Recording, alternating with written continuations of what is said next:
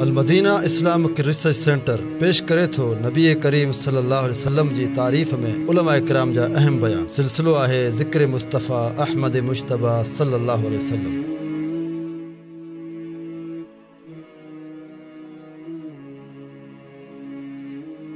अस्सलामु अलैकुम वरहमतुल्लाहि वबरकातुहू।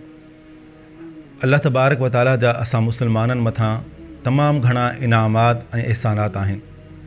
अल्लाह तबारक व तआला जो फ़रमान आहे, लक़द मन्नल्लाहु अलल मुमिनीन इज़ बअथ फ़ीहिम रसूलन मिन अनफुसिहिम।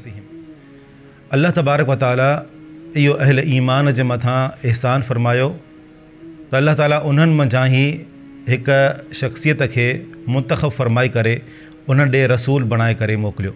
अल्लाह तबारक व तआला जी इहा हिकमत आहे त अल्लाह तबारक व तआला पंहिंजी नुबूअत ऐं रिसालत लाइ उन्हनि शख़्सियतुनि खे मुंतख़ब फ़रमाईंदो आहे जिन में तमामु बशरी सिफ़तूं बदर्जा अतम मौजूदु हुजनि, जीअं ख़ूबसूरत सरापो ऐं आला हसब ऐं नसब।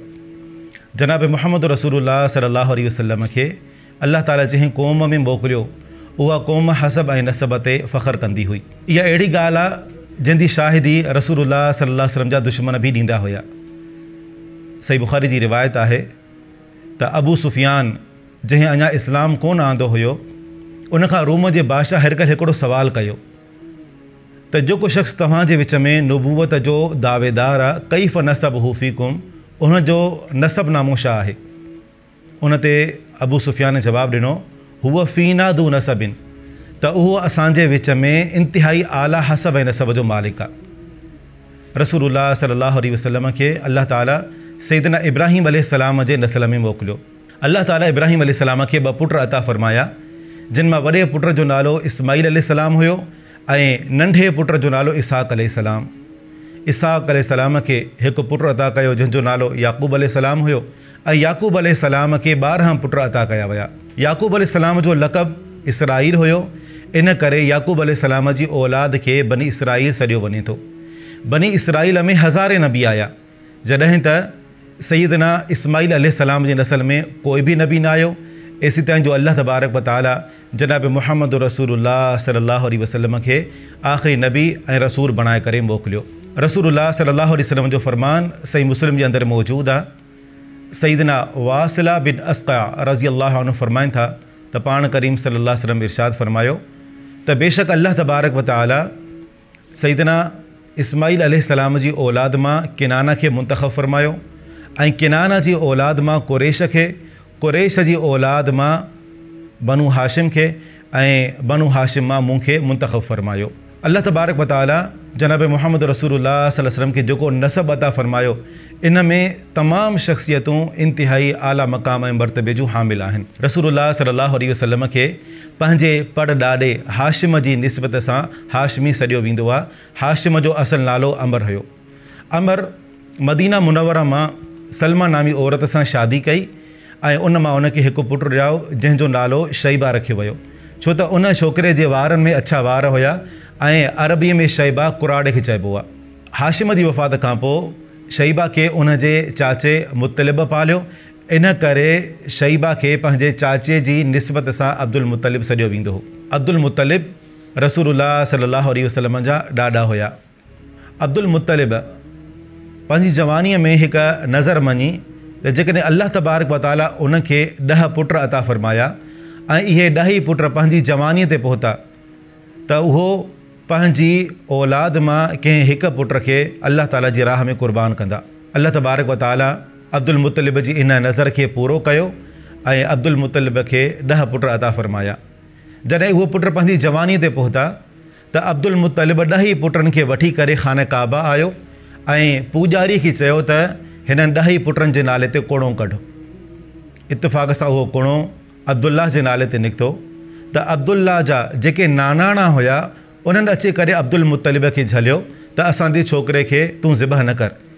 कुरैश जे सरदारनि मशवरो ॾिनो त हिकिड़े तरफ़ 10 उठ हुजनि ऐं ॿिए तरफ़ अब्दुल्ला हुजे, ॿिन्ही जे नाले ते कोड़ो विझो, जंहिंजे नाले ते कोड़ो निकिरे उनखे अल्लाह ताला जे रस्ते में क़ुर्बान कयो वञे। इन मौक़े ते जॾहिं कोड़ो विधो वियो त कोड़ो हिकु दफ़ो ॿीहर अब्दुल्ला जे नाले ते निकितो। अब्दुल मुतलिब 10 वधीक उठनि जो इज़ाफ़ो कयो, उठनि जी तादाद वञी करे 20 बीठी। हिकु दफ़ो ॿीहर जॾहिं कोड़ो विधो वियो त कुणो हिकु दफ़ो ॿीहर अब्दुल्ला जे नाले ते निकितो। अब्दुल मुतलिब मुसलसल 10 उठ वधाईंदो रहियो, एसी ताईं जो उठनि जी तादाद जॾहिं वञी करे 100 ते पहुती त इत्तिफ़ाक़ सां कुणो उठनि ते निकिरी आयो ऐं अहिड़ी तरह अल्लाह तबारक व तआला अब्दुल्ला खे बचाए वरितो। अब्दुल्ला जी उमिरि तक़रीबन 18 साल हुई जॾहिं उन जे वालिद मोहतरम अब्दुल मुतलिब अब्दुल्ला जी शादीअ लाइ बनु ज़ुहरा क़बीले जे सरदार वहब खे उन जी धीउ आमना लाइ निकाह जी पेशिश कई ऐं अहिड़ी तरह मोहतरम अब्दुल्ला जो निकाह आमना बिनते वहब सां थियो। आमना बिनते वहब जो नसबनामो अॻिते वञी करे जनाब मुहम्मद रसूलुल्लाह सल्लल्लाहु अलैहि वसल्लम जे नसबनामे सां मिले थो। अहिड़ी तरह अल्लाह तबारक व तआला जनाब मुहम्मद रसूलुल्लाह सल्लल्लाहु अलैहि वसल्लम खे वालिद ऐं वालिदा ॿिन्ही जे तरफ़ां अल्लाह ताला हिकिड़ो इंतिहाई आला ऐं मुकम्मल ऐं क़ाबिल एहतराम हसब ऐं नसब अता फ़रमायो। सीरत निगारनि ऐं मुअर्रिख़ीन रसूलुल्लाह सल्लल्लाहु अलैहि वसल्लम जे नसबनामे खे 3 हिस्सनि में तक़सीम फ़रमायो आहे। पहिरियों हिस्सो जंहिंजी सिहत ते मुअर्रिख़ीन ऐं सीरत निगारनि जो इत्तिफ़ाक़ आहे त इहो नसबनामो बिल्कुलु सही ऐं दुरुस्त आहे। इहो नबी सल्लल्लाहु अलैहि वसल्लम जी 21वीं पीढ़ीअ ताईं वञी करे पहुचे थो, जंहिंजो नालो अदनान आहे। अदनान खां अलावा इब्राहिम अलैहिस्सलाम ताईं ऐं इब्राहिम अलैहिस्सलाम खां पोइ आदम अलैहिस्सलाम ताईं जेको नसबनामो आहे उन्हनि में कुझु हिसा साबित ई न आहिनि ऐं इन खां अलावा कुझु हिसा जेके साबित आहिनि त उन जी सनद में बि तमामु घणो कलाम मौजूदु आहे। अल्लाह तबारक व तआला जनाब मुहम्मद रसूलुल्लाह सल्लल्लाहु अलैहि वसल्लम खे इंतिहाई आला हसब ऐं नसब अता फ़रमायो हुयो ऐं इन ते असांजो ईमान आहे त पूरी रोई ज़मीन ते आदम अलैहिस्सलाम जी औलाद में जेके बि नसल आया उन्हनि मां अफ़ज़ल तरीन नसल सईदना जनाब मुहम्मद रसूलुल्लाह सल्लल्लाहु अलैहि वसल्लम जो हुयो। सही मुस्लिम जी रिवायत आहे त रसूलुल्लाह सल्लल्लाहु अलैहि वसल्लम फरमायो अना सय्यिदु वलदी आदम यौमल क़ियामा, त क़यामत जे ॾींहुं आउं आदम अलैहिस्सलाम जी तमामु औलाद जो सरदार हूंदुसि।